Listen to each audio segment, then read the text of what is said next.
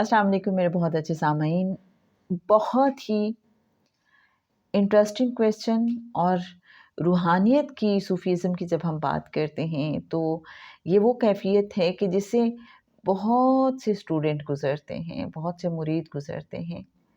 جب مرشد صاحب کے ساتھ ہماری پیریوڈیکل میٹنگز میں گیپ آتا ہے تو ہم حالات کی شدت اور سختی کا شکار ہونے لگتے ہیں۔ یوں لگتا ہے جیسے ہر انسان ہمیں مشق ستم بنا رہا ہے، ہم بالکل اکیلے، کمزور اور بے سائبان ہو گئے ہیں۔ ایسا کیوں ہوتا ہے؟ اس تکلیف دہ صورتحال سے کیسے بچا جا سکتا ہے؟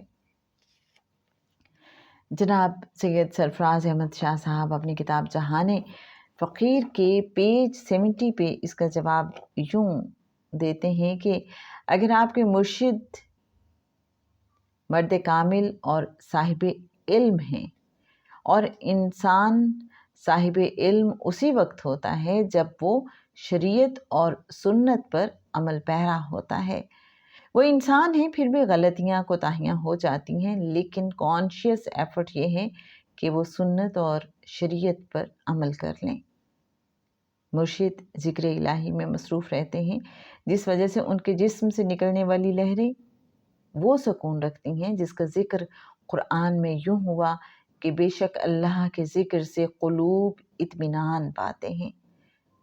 جب آپ اپنے مرشد سے پیریوڈیکلی ملتے رہتے ہیں تو سکون کی وہ لہریں آپ پر اثر انداز ہوتی ہیں اور اس کے اثرات آپ پر قائم رہتے ہیں۔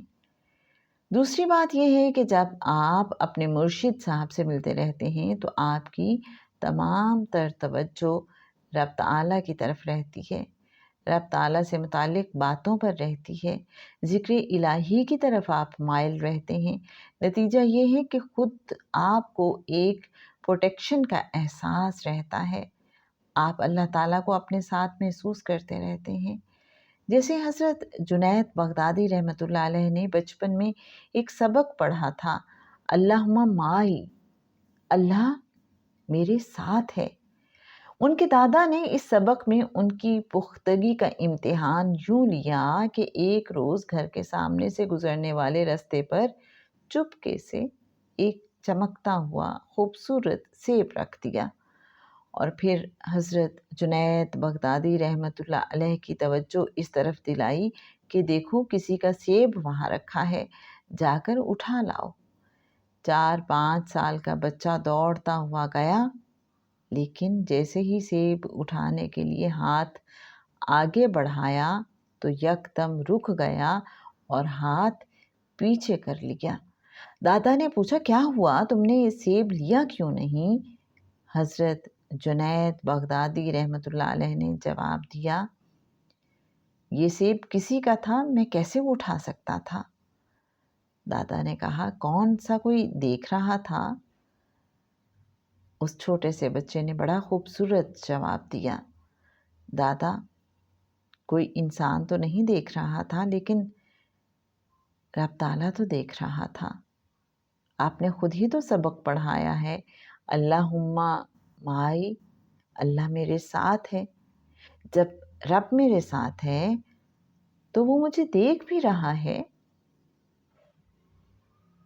انسان جب ذکر الہی کرتا ہے تو اسے یہ احساس رہتا ہے کہ میرا رب میرے ساتھ ہے، اس وجہ سے اس کے دل کو سکون بھی رہتا ہے، اور یہ احساس بھی کہ میرے اور دھوپ کے درمیان مرشد صاحب ایک سائبان اور چھتری کی مانند ہے، ایسی چھتری جو میرے سر پر دھوپ نہیں آنے دے رہی۔ لیکن جب آپ مرشد سے دور ہو جاتے ہیں تو جو لہریں مرشد صاحب کے جسم سے نکل کر ارد گرد کے ماحول کو متاثر کر رہی ہوتی ہیں، ان سے آپ محروم ہو جاتے ہیں۔ یوں آپ کو اپنی زندگی میں بے سکونی محسوس ہوتی ہے۔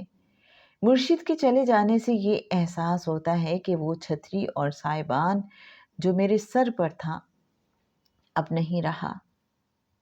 یہ بالکل ایسے ہے جیسے والدین کی ڈیتھ کے بعد شروع کے 2-4 ہفتے انسان کو یوں لگتا ہے کہ میں दुनिया के जबर और ज़्यादती के सामने एक्सपोज हो गया हूँ।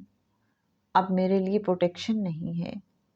बिल्कुल ऐसा ही एहसास मुर्शिद साहब के चले जाने से होता है। इस कैफियत से बचने का आसान तरीन हल ये है कि मुर्शिद साहब मौजूद नहीं भी हैं तो उन्हें याद करते रहिए, उनके बारे सोचते रहिए। आपको बिल्कुल वही एहसास हासिल हो जाएगा जो मुर्शिद साहब की मौजूदगी में आप पर तारी रहता है।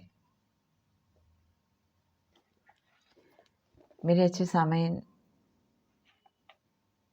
एक बहुत ही अहम रूहानी नुक्ता जिसका जवाब आज हमने जाना कि मुर्शिद से दूरी हमें बाज़ औक़ात उदास क्यों कर देती है, खाली खाली सा क्यों कर देती है, और इसका हल जनाब सैयद सरफराज अहमद शाह साहब ने ये बताया है कि आप मुर्शिद को बस याद करते रहिए।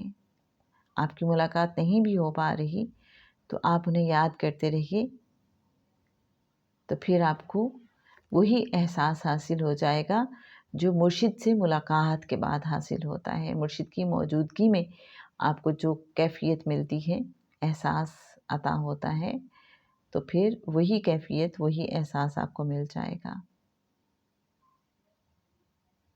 आप बताइएगा कि आज का सवाल और जवाब आपको कैसा लगा।